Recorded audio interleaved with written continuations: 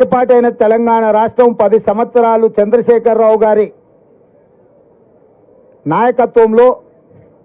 100 సంవత్సరాలకు జరగవలసిన విధ్వంసం జరిగింది.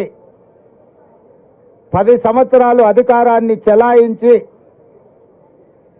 టిఆర్ఎస్ నాయకులు తెలంగాణను విధ్వంసం చేసి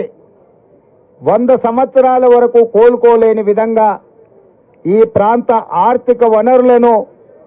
సహజ వనరులను దోపిడీకి పాల్పడి విధ్వంసం చేసిన సందర్భంలో సెప్టెంబర్ 17, 2023 నాడు ఇదే తుక్కుగూడలో రంగారెడ్డి జిల్లాలో రాజీవ్ గాంధీ ప్రాంగణంలో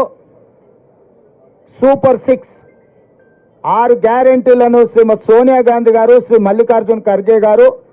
ఇదే ప్రాంగణం నుంచి విడుదల చేసి తెలంగాణ ప్రజలకు 6 గ్యారెంటీలను ఇవ్వడం జరిగింది. తెలంగాణ రాష్ట్రం ఇచ్చిన శ్రీమతి సోనియా గాంధీ గారు ఈ 4 కోట్ల తెలంగాణ ప్రజలకు ఇచ్చిన 6 గ్యారెంటీలను సంపూర్ణంగా విశ్వసించి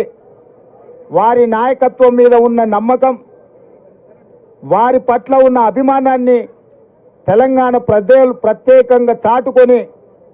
65 మంది శాసనసభ్యులను ఎన్నుకొని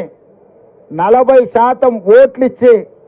ఇక్కడ సుస్థిరమైన ప్రభుత్వాన్ని ఏర్పాటు చేసిండ్రు. ఆనాడు ఇచ్చిన హామీలను 100 రోజుల్లో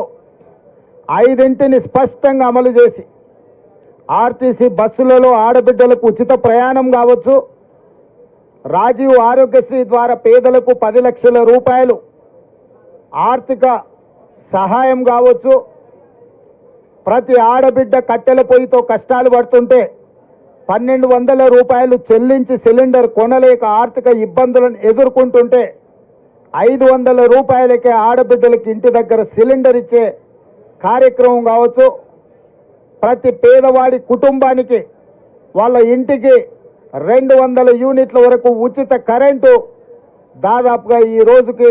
50 లక్షల కుటుంబాల ఆ పథకాన్ని వినియోగించుకోవడం కావచ్చు.